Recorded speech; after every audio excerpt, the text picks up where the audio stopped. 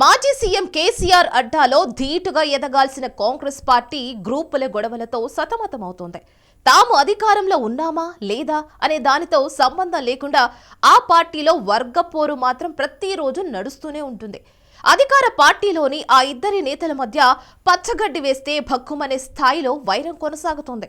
ఇంతకీ ఆ నియోజకవర్గంలోని హస్తం పార్టీలో ఏం జరుగుతోంది? నేతల మధ్య క్యాడర్ మధ్య విభేదాలకు అసలు కారణాలేంటి? ఎక్కడ నియోజకవర్గం?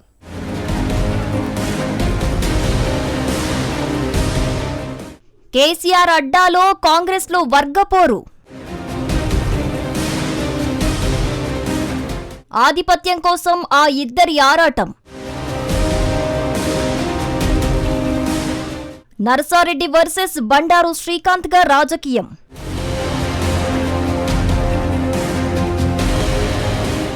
గజ్వేల్ నియోజకవర్గం ఒకప్పుడు కాంగ్రెస్ పార్టీకి కంచుకోట. సీఎం కేసీఆర్ ఎంట్రీతో ఇక్కడ కాంగ్రెస్ పార్టీ ఓటమి పాలైంది. అంతకు ముందు వరకు ఇక్కడ కాంగ్రెస్ పార్టీ హవానే ఉండేది. ఇప్పుడు కూడా ఇక్కడ ఇంకా కాంగ్రెస్ పార్టీకి బలమైన క్యాడర్ ఉంది. కానీ లీడర్లు సరిగ్గా లేరట. నేతల మధ్య ఆధిపత్య పోరుతో రెండు వర్గాలు విడిపోయారట. ఆ ఇద్దరు నేతలకు అసలు పొసగడం లేదనే విమర్శలు ఉన్నాయి.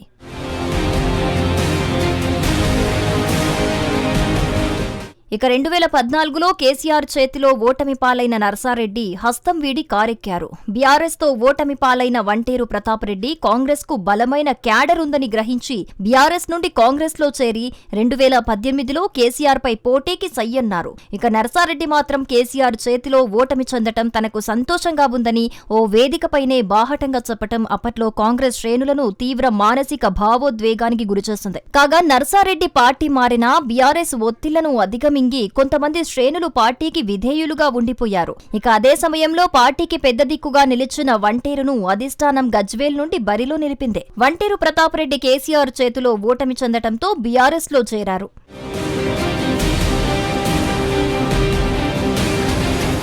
కాంగ్రెస్ బీఆర్ఎస్ లో బద్ధశత్రువులుగా ఉన్న నర్సారెడ్డి ప్రతాప్ రెడ్డిలు గులాబీ తోటలో ఒకే గూటిలో చేరిన పక్షులయ్యారు. ఇరు వర్గాల గ్రూపులు ఒక గూటిలో ఇమడలేక తనకు బీఆర్ఎస్ లో సరైన ప్రాధాన్యత లభించటం లేదంటూ నర్సారెడ్డి తిరిగి కాంగ్రెస్ తీర్థం పుచ్చుకున్నారు. దీంతో నర్సారెడ్డి పార్టీ వీడినా కాంగ్రెస్ ని అంటిపెట్టుకుని ఉన్న నేతలు నర్సారెడ్డి రాకను తీవ్రంగా వ్యతిరేకించారు. కాగా నర్సారెడ్డికి వ్యతిరేకంగా ఉన్న నేతలకు బండారు శ్రీకాంత్ అండగా నిలిచారు. దీంతో గ్రూప్ రాజకీయాలకు ఆజ్యం పోసినట్లయింది.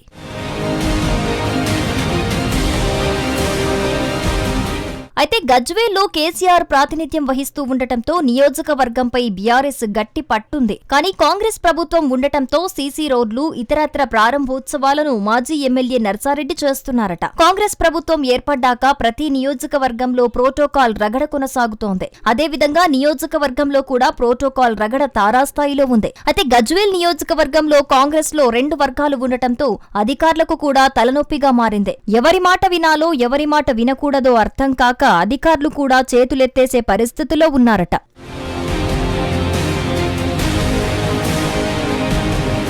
మరోవైపు మాజీ ఎమ్మెల్యే నర్సారెడ్డికి క్షేత్రస్థాయిలో క్యాడర్ బలంగా ఉంది. అయితే ఇదే నియోజకవర్గంలో ఉండే బండారు శ్రీకాంత్కి ఢిల్లీ స్థాయిలో బలమైన నేతలతో పరిచయాలు, ఓ మంత్రితో దగ్గరి సంబంధాలు ఉన్నాయి. దీంతో స్థానిక నాయకులు వర్గాలుగా చీలిపోయి కాంగ్రెస్ కార్యకర్తలు ఇబ్బందులకు గురవుతున్నారట. అయితే నర్సారెడ్డి, బండారు శ్రీకాంత్ల వర్గాలతో నామినేటెడ్ పదవుల భర్తీలో జాప్యం జరుగుతోంది. తమ వర్గానికి వంటి మామిడి మార్కెట్ కమిటీ అధ్యక్ష పదవి దక్కాలంటే లేదు తమ వర్గానికే దక్కాలని ఇరు వర్గాల కార్యకర్తలు కాంగ్రెస్ అధిష్టానం, జిల్లా మంత్రిగా ఉన్న పొన్నం ప్రభాకర్, ఇన్ఛార్జ్ మంత్రి కొండా సురేఖ ముందే వాగ్వాదాలకు దిగుతున్నారట.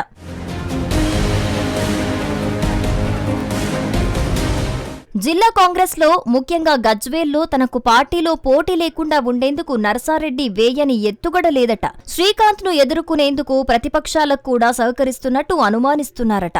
కాంగ్రెస్ కష్టాల్లో ఉన్నప్పుడు పార్టీని వీడి వెళ్లిన వ్యక్తి తిరిగొచ్చి తమపై పెత్తనం చేస్తే ఎలా ఊరుకుంటామని ప్రశ్నిస్తున్నారట.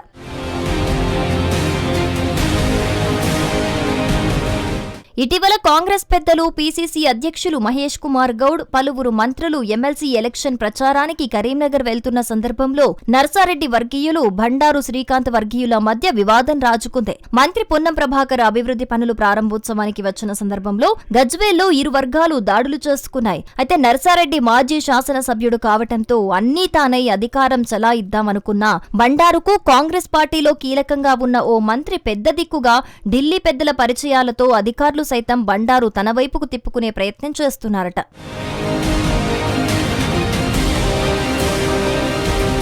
త్వరలో జరిగే స్థానిక సంస్థల ఎన్నికల్లో ఏ వర్గానికి పెద్దపీట వేస్తారని నియోజకవర్గంలో హాట్ టాపిక్ గా మారింది. జిల్లా అధ్యక్షుడిగా ఉన్న నరసారెడ్డి ప్రస్తుతం నియోజకవర్గం ఇన్ఛార్జిగా సీనియర్ నేతగా ఉన్నారు. ఇక ఇరు వర్గీయుల పంచాయతీలో క్యాడర్ పరిస్థితి అగమ్య గోచరంగా ఉండటంతో ప్రతిపక్ష బీఆర్ఎస్, బీజేపీ శ్రేణులకు ఆసరాగా మారింది. దీంతో అక్కడి రెండు వర్గాల మధ్య నువ్వా నేనా అన్న తరహాలో వైరం ఉండటంతో ఇప్పటికీ సర్దుమణిగే పరిస్థితులు కనిపించకపోగా స్థానిక సంస్థల ఎన్నికల్లో టికెట్ల కేటాయింపు అంశం ఎలాంటి గొడవలకు తావిస్తుందోనని నియోజకవర్గంలో చర్చ సాగుతోంది.